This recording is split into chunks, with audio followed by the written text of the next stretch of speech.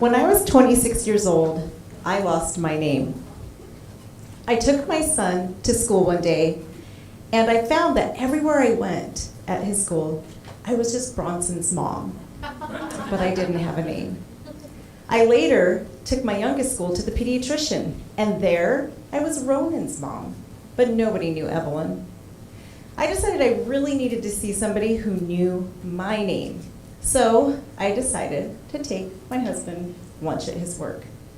As I walked down the hall to his office, that didn't really help at all, because there I was Ron's wife, but nobody knew Evelyn.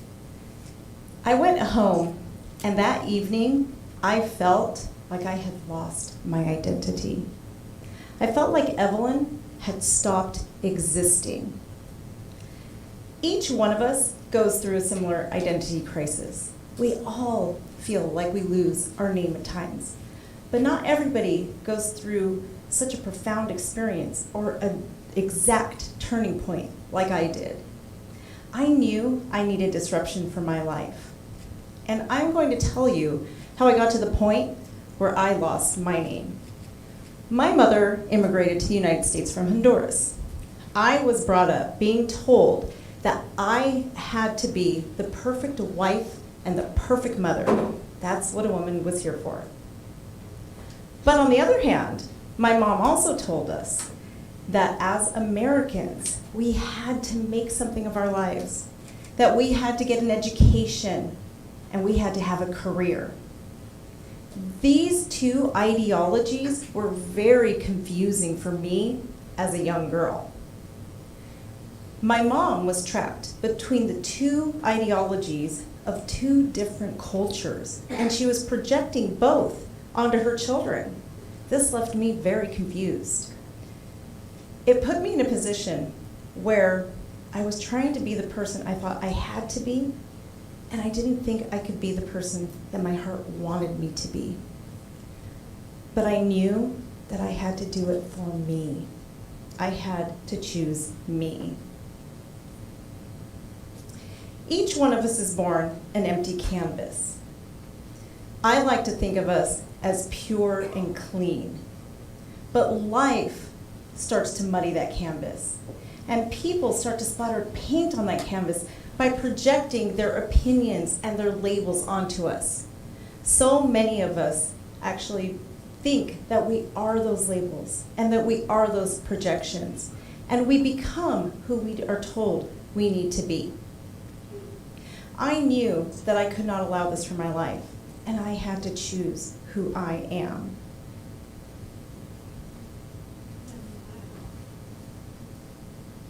So the question is, what is creating your identity? Do you know who you truly are? It's not always easy. The next few years would prove to be pretty hard for me. Building a business and trying to finish my education was not always easy, but I knew I had to stick with it. During that time, my husband and my mom actually told me at times that it wasn't worth it, that I didn't have what it takes, that I really just needed to quit, but I knew I couldn't quit on me. Today, I am so thankful to that girl who didn't quit. Because today, I stand before you, a widow. 6 months after my husband died, on our 30th anniversary, I stood out looking through my office window into my backyard.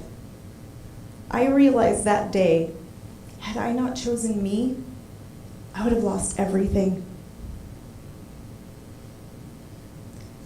It is so important for each one of us to take the paintbrush of our lives back and to paint our own life image, to choose us.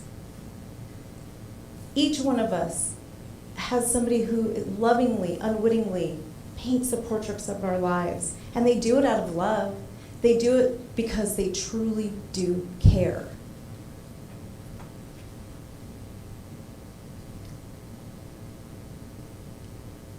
What rules and opinions are you following and allowing to define your identity? It's important for us to ask these questions.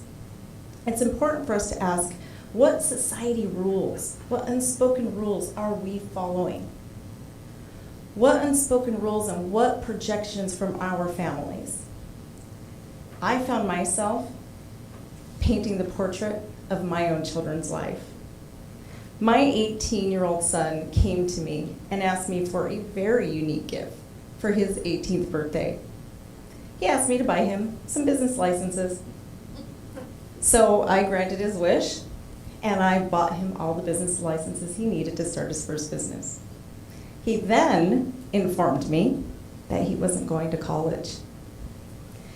And like me, he wanted to be an entrepreneur. The mother in me screamed, no, no, you have to go to college. You have to get an education. You have to have a career.